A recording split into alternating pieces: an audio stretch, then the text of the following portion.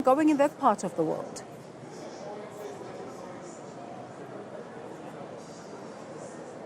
So today we saw voting stations in different parts of Rustenburg opening well in time, allowing people to cast their votes. We've seen in Rustenburg CBD voting stations there opened. We've went to one of the mining areas of Itumeleng. We saw people voting there as well. Currently we are at Ward 32 of the Rustenburg local municipality. So this is in, or rather comprises of areas such as Marikana West, as well as a place called Maditlokwa. So it's not too far from Marikana Kopi, where you'd remember that in 2012 there was a bloodshed there. And currently these people who are living in this area are complaining that there are no services in the area. They are complaining that, they would like to see people coming in who would bring about, changes in the area. Now, Marikana has for quite some time now become a happy hunting ground, if you may, for different political parties, the ANC, the EFF, as well as many other parties. As we speak now, there are independent candidates.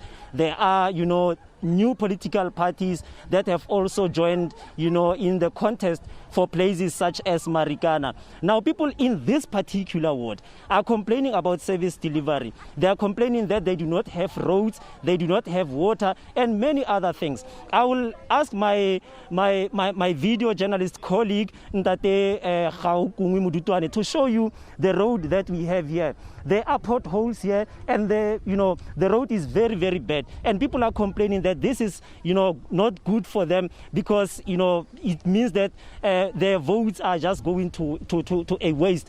As we speak, there are others who said they are not going to vote because they feel that voting for them does not work at all.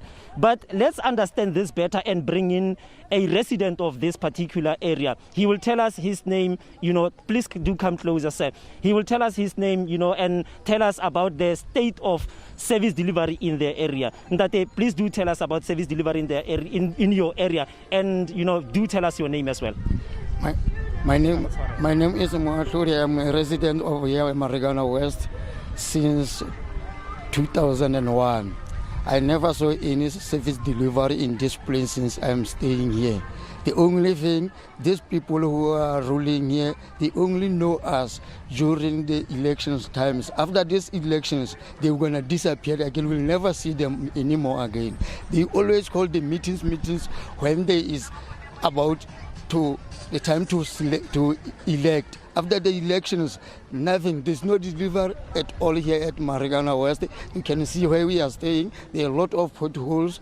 There is no development at all. That's all I can say about the ruling party. Thank you very much.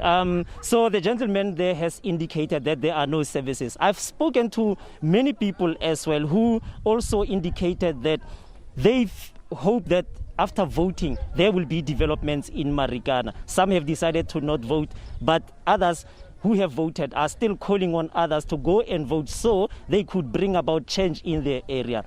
From us here, Desiree, in Rustenburg in Marikana, is back to you in studio. Thank you very much. Just an overall view of the whole country. And Dr. Colette, let me bring you back in here. When you look at a situation such as this one, where the potholes they're complaining about are not even on tarred road, and a voter in an area like that has different considerations to a voter in Johannesburg, for argument's sake, whose potholes are a different story. They're about maintenance. Give us your breakdown of the different voters and the different parts of the country and the different issues they're having to grapple with as they approach this election. Yeah, I think it's a very good point that we are going to be assessing our environments very differently, and certainly for voters in rural areas or outside of big urban metro spaces where jobs are much scarcer, infrastructure is possibly broken and has deteriorated over recent years. We're going to see a great focus there for voters. But having said that, that has been the complaint increasingly of metro voters as well, that basic infrastructure, resources are starting to deteriorate. And so I think this is where the local election becomes a critical election. For the early elections post-democracy, we saw the focus being on national and provincial elections, as you know, the real race.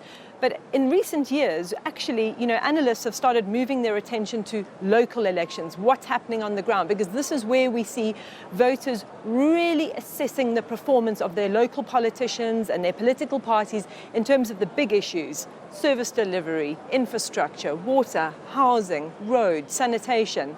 And I think, this is where we're going to see South African citizens actually exercise, their rights to complain, to throw incumbents out if they're not satisfied, to reward those that have actually done a reasonably good job.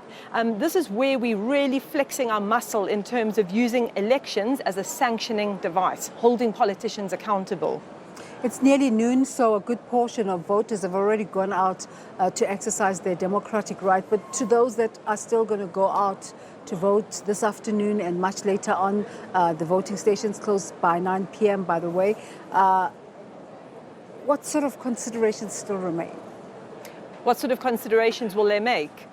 Well, I think at this point, people, if they are going to vote today for the rest of the afternoon, and I'm sure many millions will, they've probably made their decision in terms of where they're going to make their mark.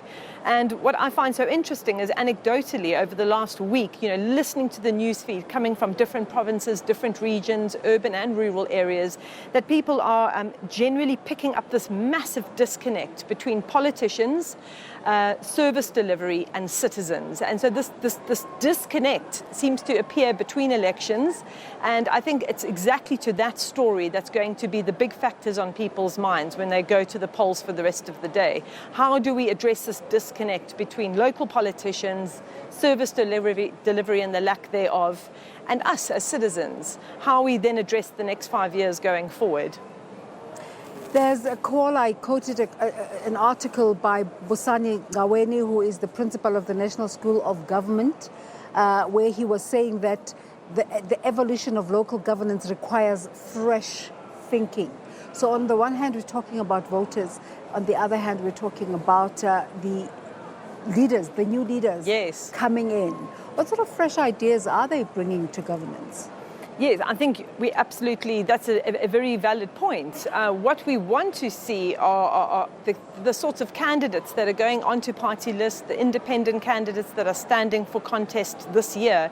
We want those people to be drawn from civil society. We want fresh ideas, fresh blood. We want to be able to see perhaps business people who really want to get involved in local politics coming forward and putting themselves forward. As I said, people who are civically orientated, perhaps activists who turn to politics. I think this would create a far more interesting mix of possible leadership. It will bring a certain quality of leadership into the fray that we haven't seen in recent years. We've seen predominantly people regarding political parties and positions in local government as a career. This is not necessarily a career as such, a long-term career. We really want people who are quite civic-minded to be involved in local municipalities in terms of addressing those specific needs of those communities. So I think, yes, we need certainly fresh blood, new people, new ideas, young people to come forward and really inject that into the fray. Professor Colette Shields, Hazenberg there. On to the story now to the northwest.